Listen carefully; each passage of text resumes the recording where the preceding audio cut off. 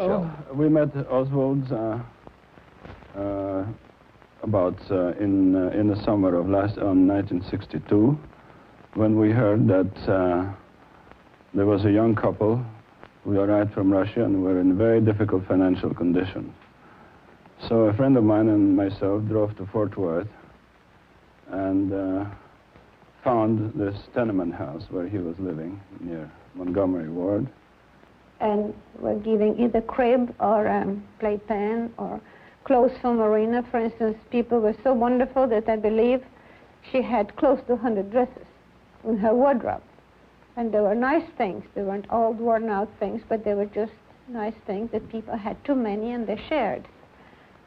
In fact, that was one of the biggest objections of Oswald, because it made it very difficult for him. He could never provide Marina with 100 dresses. But it's rather difficult to discuss people's married life, because what you see outside is not always goes on when you don't see the people.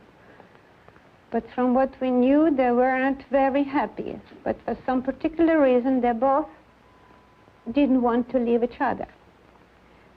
And we found out that Oswald was beating Marina.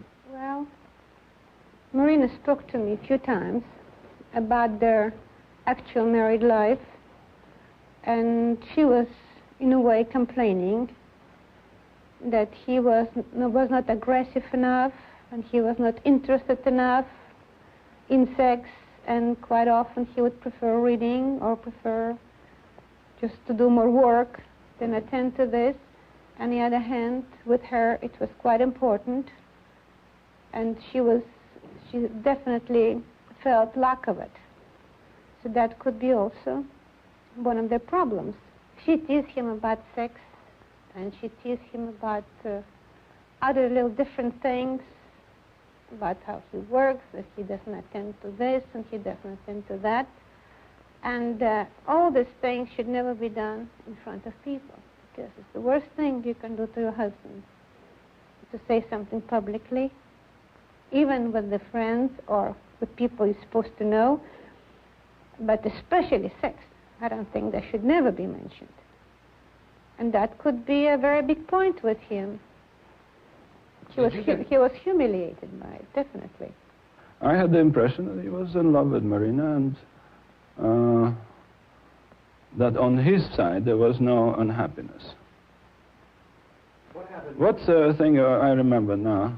That he did not want Marina to learn English, maybe because he was an intensely jealous person. He did not want Marina to communicate with other people. Make well, love to her or whatever. one of the things struck me quite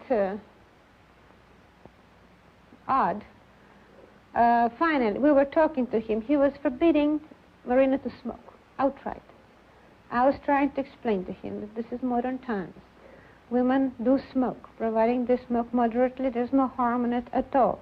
The worst thing he can do is forbid her smoking.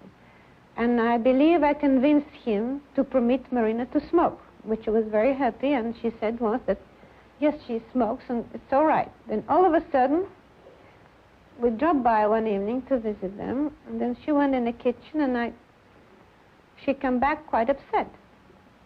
I said, what happened? She said, he just took cigarette out of my mouth and put it out on my shoulder. What happened actually, that I was standing there on the balcony, and my wife and Marina were looking at the rifle which was inside of a closet, And Marina said to my wife, look at that idiot, he has a rifle here.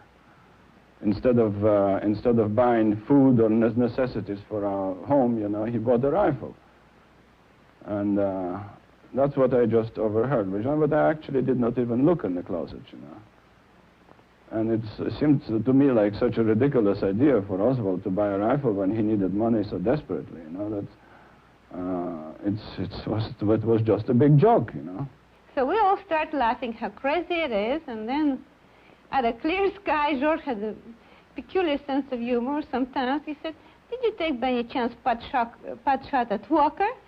And we all laughed at it like a greatest big joke, like nobody thought anything of it at all, because we never thought that anything like that could happen. And later on, from reading the papers, we heard that that's exactly what happened.